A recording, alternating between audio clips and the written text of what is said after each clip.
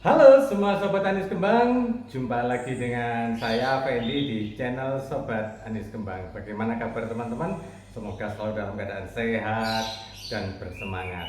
Dan di channel Sobat Anis Kembang inilah kita konsisten untuk belajar bersama merawat burung anis kembang kesayangan kita.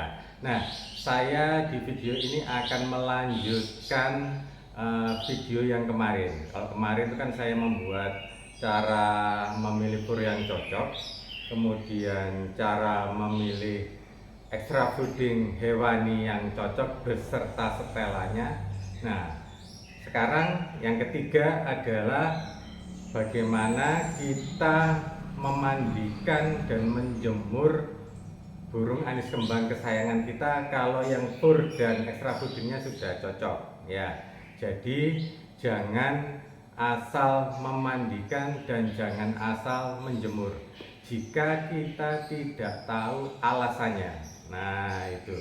Nah, di video kali ini saya akan sampaikan ya, mengapa burung itu harus dimandikan, mengapa burung itu harus dijemur, mengapa dijemurnya harus singkat, mengapa dijemurnya harus lama. Nah, jawabannya ada di sini. Nah, kita mulai dari pagi. Ketika kita mengambil burung kita ya, kita buka. Nah, tolong dicek dulu bulunya dan kotorannya. Itu pesan saya, mengingat ini paket ya, paket dari fur extra fooding ya, kemarin ditambahi buah juga. Sekarang tentang mandi dan jemurnya, ini satu paket. Kalau sudah memahami paket ini, saya yakin teman-teman pasti nambah pelihara burung anis kembangnya, asalkan jantan ya, seperti itu. Nah, jadi ketika kerodongnya dibuka ya, kemudian teman-teman cek bulunya bagaimana, rapi ya, atau ada bulu yang mengembang, bulu kapas atau bulu kapuk ya, bulu halus atau bulu kecil-kecil itu teman-teman. Ada yang di punggung, ada yang di sela-sela sayap, ada yang di atas paha kaki ya, seperti itu. Itu tolong dicek. Nah, ini nanti kaitannya sama suhu badan. Jadi kenapa burung anis kembang itu mengeluarkan bulu-bulu kecil, bulu-bulu halus ya. Kalau saya bilangnya bulu kapuk lah, seperti itu. Kenapa kok bisa keluar menerobos bulu-bulu besar seperti itu? Ya, itu tadi sebagai informasi ke kita bahwa suhu badannya sedang tidak ideal, gitu ya. Entah terlalu dingin, entah terlalu panas. Nanti kita cek di keramba mandi. Jadi alat yang nanti harus disiapkan teman-teman adalah keramba mandi yang sudah dibersihkan, sudah diisi air secukupnya. Seperti itu teman-teman. Nah, teman-teman juga harus lihat kotorannya. Nah, kebetulan kalau saya pagi itu ngambil burung, itu saya pasti nulis gitu loh, kondisi waktu saya buka bagaimana, bulunya mengembang apa tidak, kemudian kotorannya bentuknya seperti apa, padat, besar-besar, padat kecil-kecil, atau cenderung lembek berair. Itu ada catatannya. Nah, ditambah juga pada saat kondisi pagi hari sebelum saya buka, dia ngeriwik, diem, atau ngerol, atau hanya ngeplong-ngeplong. Nah, itu saya ada. Bahkan malamnya ya, malam setelah dimandikan, dikerodong, dia sebelum tidur itu bagaimana, kondisinya bagaimana, diam, gacor, atau bagaimana. Nah, nanti ini akan menjadi sebuah kesimpulan ya, untuk kita selanjutnya merawat dengan lebih baik ya, lebih efektif ya. Karena teman-teman merawat burung anis kembang ini kan juga butuh biaya. Jangan sampai biaya yang sudah dikeluarkan itu menjadi sia-sia, hasilnya tidak maksimal seperti itu. Nah, alat bantunya kalau saya catatan ya, maklum burung yang saya pelihara untuk anis kembang di rumah saya banyak gitu, karena hobi ya. Nah, kemudian setelah itu teman-teman bawa ke keramba mandi ya. Teman-teman perhatikan pada saat pintu sangkar dan pintu keramba mandi dibuka, nah, dia langsung pindah apa enggak? Gitu ya. Itu juga diperhatikan, perilakunya yang diperhatikan. Kemudian kalau dia sudah masuk ke keramba mandi, teman-teman juga perhatikan. Dia gelisah, loncat-loncat di dalam keramba mandi, atau hanya dia termenung, atau dia justru berkicau, ya entah ngeplong, entah ngerol. Nah, itu teman-teman perhatikan sampai dia benar-benar ingin mandi, ingin nyemplung ya, ingin masuk ke air. Jadi burung anis kembang ya, kalau dia mandinya enak, jadi dia masuk plung gitu ya, mau mandi muter-muter, padang sayapnya dibuka, ekornya dibuka juga muter-muter apa ya, nyelam-nyelam kayak gitu. Nah, itu dia memang sangat menginginkan mandi karena suhu badannya sedang panas ya, sedang panas. Jadi mungkin sedikit di atasnya ideal itu, sehingga dia perlu mendinginkan suhu badannya. Sedangkan anis kembang yang tidak mandi, nah, padahal dia itu gacor loh, itu pagi tadi subuh itu sebelum saya mandikan, gacor, ngerol, waduh dibongkar isiannya semua. Tapi ketika masuk ke keramba mandi, kenapa dia tidak mau mandi? Nah, itu artinya suhu badannya sedang berada di bawah ideal. Jadi dia untuk menjaga supaya birahinya tidak ikut ngedrop, cuman suhu badannya yang ngedrop, makanya dia nggak mandi. Dia nanti butuh penjemuran. Nanti akan kelihatan bedanya. Burung yang birahinya ngedrop, suhu badannya ngedrop, akan berbeda perilakunya pada saat dijemur dengan burung yang birahi tinggi tapi suhu badannya ngedrop. Nanti teman-teman bisa lihat di mana perbedaannya. Ini sebuah ilmu loh yang saya bagikan dari pengalaman saya hanya di Sobat Anis Kembang. Maka bersyukurlah bisa belajar di channel Sobat Anis Kembang. Nah, jadi itu teman-teman perhatikan, burung yang kondisi suhu badannya sedang tidak berada di titik yang oke atau tidak ideal, dia pasti akan malas mandi. Itu teman-teman. Yang kedua, burung sedang nggak enak badan. Itu juga menandakan dia apa ya, nggak ingin mandi gitu, nggak enak gitu, ingin mandi nggak enak. Nah, nanti teman-teman bisa cek di kotorannya, biasanya lembek berair atau lebih banyak warna putihnya daripada warna purnya, seperti itu. Nanti teman-teman bisa cek. Nah, sekarang ada lagi, burung saya kalau pagi itu nggak mau mandi, cuman cuci muka, ya memang ada, hanya cuci muka, dia tidak nyemplung ya, cuma cuci muka. Itu artinya apa? Dia juga sedang apa ya, kalau dibilang suhu badannya panas ya tidak terlalu, kalau dibilang sedikit di bawah suhu ideal juga enggak. Artinya burung ini malam atau paginya pasti dia minimal lah ngeriwik buka paruh atau ngeplong-ngeplong seperti itu. Namun dia antara suhu badan dengan birahi ini ada di titik apa ya, yang ibarat hitam dan putih, dia di abu-abu seperti itu. Jadi suam-suam kuku seperti itu. Nah, nanti perlakuannya bagaimana? Nah, nanti kembali kepada pola setelan extra puding. Jadi kalau burung yang suhu badannya mudah ngedrop, walaupun dia birahi tinggi, maka extra feeding yang cocok nanti apa? Cacing apa jangkrik? Apa ulat hongkong? Gitu. Nah, bagi yang burung anis kembangnya ini suka mandi, ya pagi itu mandi, padahal malam harinya sudah mandi. Itu nanti jenis extra feeding yang cocok apa? Sehingga burungnya rajin berkicau, bahkan bisa berprestasi di lomba seperti itu. Jadi teman-teman bisa perhatikan perilaku dia saat mandi. Ada lagi ini burungnya tidak mandi-mandi cuman di dalam keramba mandi ini cuman mangap gitu terus bulu ekornya itu ngembang seperti itu. Itu kenapa, Om? Nah, kalau kondisi seperti itu artinya burung sedang dalam keadaan stres. Dia nggak akan mandi. Entah semalam dia mengalami kejadian apa, atau ini burung baru tiba dari travel ya, kiriman baru beli ya, kiriman terus pagi dimandikan.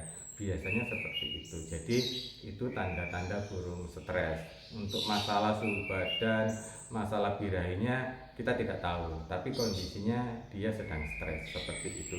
Jadi kalau ada teman-teman yang mengalami burung anis kembang waktu masuk keramba mandi tidak mau mandi, cuman mangap, paruhnya mangap ini, terus bulu ekornya ngembang, ngipas itu, nah berarti burungnya sedang stres itu.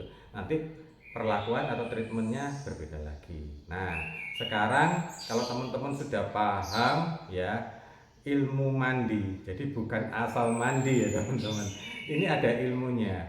Jadi ilmu ini berdasarkan pengalaman saya juga, pengalaman juga teman-teman yang lain tentang merawat burung anis kembang.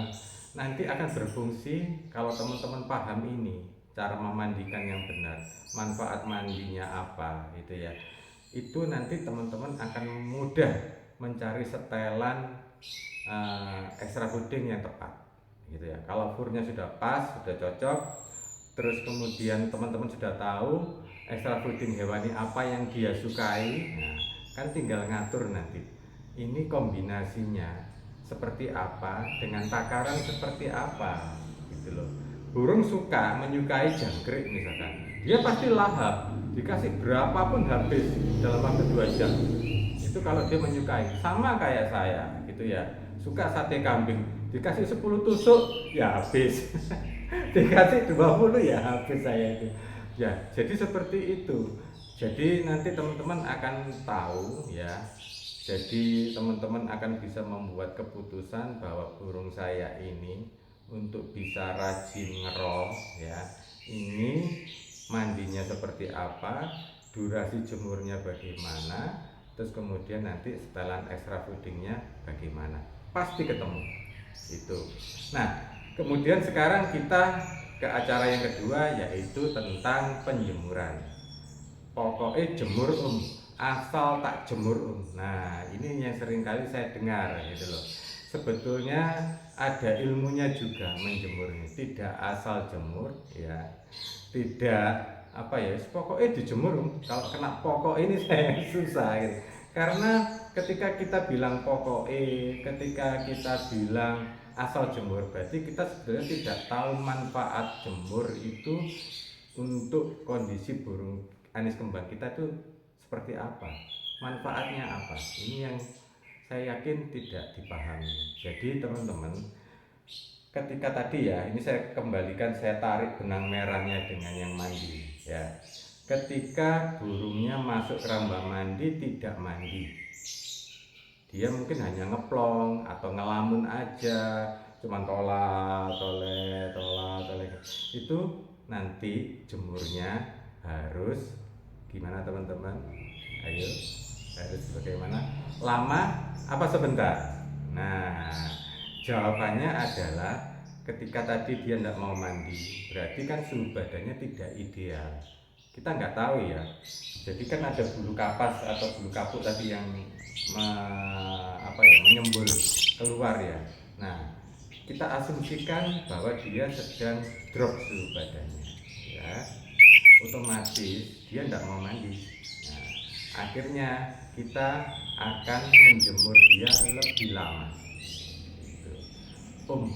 Batasan lamanya itu berapa menit Nah, ini teman-teman, jadi teman-teman bawa aja ke tempat penjemuran yang aman ya, biarkan burung ini berjemur menikmati matahari. Ada beberapa nanti perilaku. Yang pertama, dia ketika kena sinar matahari ada yang kaget, jadi dia terbang-terbang kayak gelisah ini ya. Itu pada menit-menit pertama atau kedua seperti itu. Nanti ketika dia merasa sudah nyaman, aman dengan tempat dia berjemur, nah itu dia nanti akan rebahan. Ada yang buka sayap tiduran miring-miring gini, ada yang cuman apa ya, miring-miring gini aja tanpa buka sayap seperti itu. Artinya dia membutuhkan eh, panas matahari untuk menaikkan suhu badannya. Padahal kita bisa cek dari kotorannya. Kalau kotorannya kering kecil-kecil, berarti dia birahi. Tapi suhu badannya ngedrop. Entah tadi malam kita lupa tidak mengkerodongnya seperti itu, atau kita tadi malam ngasih cacing terlalu banyak, karena cacing itu memberi efek seperti itu. Jadi itu kunci-kunci di mana teman-teman nanti bisa menghubungkan antara fur, extra fooding, mandi dan jemur seperti itu. Nanti teman-teman sudah menyimpulkan, oh iya om, tadi malam janggreknya sedikit cuma 1 om, cacingnya 5 om, makanya burung saya suhu badannya ngedrop. Nah, otomatis nanti teman-teman akan mengambil kesimpulan untuk pola rawatannya dibenahi, jadi cacingnya dikurangi atau janggreknya yang ditambah seperti itu. Nah, itu yang perilaku pertama tadi ya teman-teman ya. Pertama loncat-loncat, setelah loncat-loncat dia akan memutuskan dia mau berjemur lama atau berjemur sebentar. Nah, kalau suhu badannya sudah ideal, dia dari rebahan ya, dari rebahan miring-miring ini dia akan loncat ke kayu tangkringan ya. Setelah loncat biasanya dia akan berbunyi. Itu menandakan bahwa kondisi badannya sudah hangat.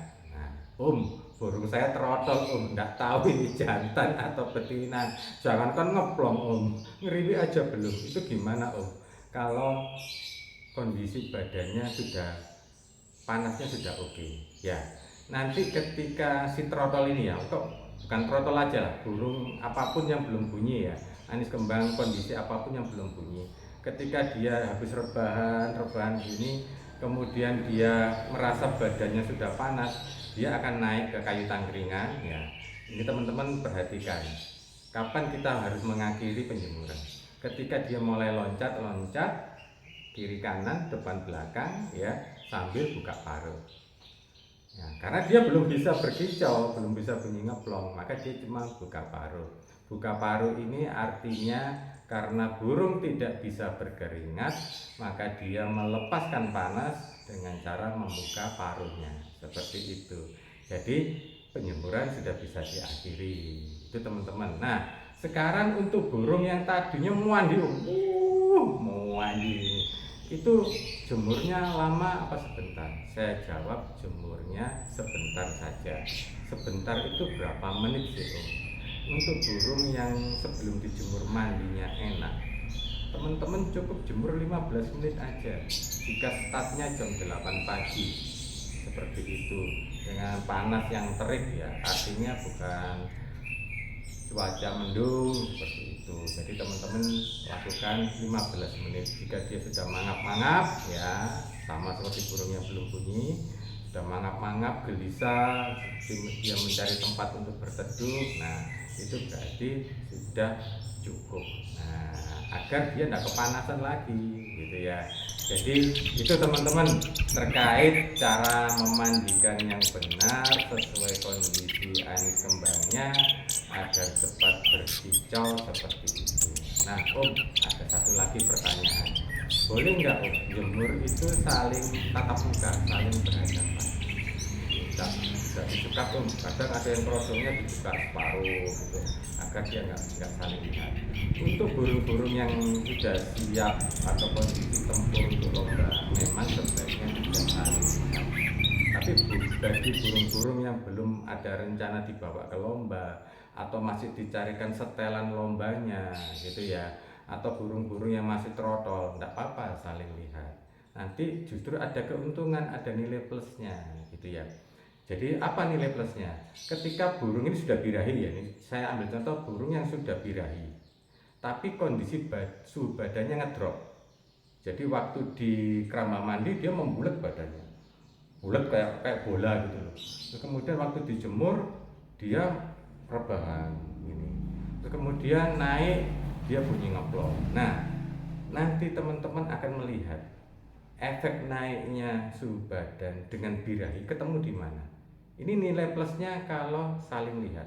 Ketika si burung ini tadi melihat temannya, ya, melihat temannya, jantan ya, ini sama-sama jantan, bukan betina ya, dia akan segera weh ngobrak, kalau orang Jawa bilangnya ngida, atau kalau orang Malang itu bandul-bandul, orang Surabaya orang Malang bandul-bandul ya, bandul-bandul gopet-gopet tuh, nah kayak gitu. Itu artinya badannya sudah sip, birahinya juga sip. Nah, saya bilang sip kenapa? Nanti begitu dipisah, begitu dipisah, dipindahkan, tidak melihat lagi, dia akan bunyinya sip. Dia mulai memompa udara masuk ke paru-paru dan ke 9 kantong udara. Nah, setelah itu dia pasti ngerol kayak gitu. Itu berarti ini sudah apanya yang gini, perawatannya oke, furnya oke, extra foodingnya oke ya, mandinya oke, jemurnya sudah bener. Nah, hasilnya pasti ngerol. Itu teman-teman yang bisa saya sampaikan. Semoga ini bermanfaat bagi teman-teman ya. Jadi teman-teman bisa menarik benang merah mulai dari fur, extra fooding, buah-buahan, mandi sampai ke jemur. Itu nanti yang terakhir kerodong saya sampaikan ya. Tapi yang jelas paket yang ini kalau teman-teman sudah pahami, saya yakin teman-teman akan menambah jumlah burung anis kembang yang dipelihara di rumah. Itu dulu dari saya, kurang lebihnya saya mohon maaf. Jika ini bermanfaat silakan di-share ya. Silakan teman-teman untuk like, silakan teman-teman untuk subscribe bagi yang belum subscribe, seperti itu. Kurang lebihnya saya sekali lagi mohon maaf. Salam satu jiwa anis kembang. Tatitut krek krek.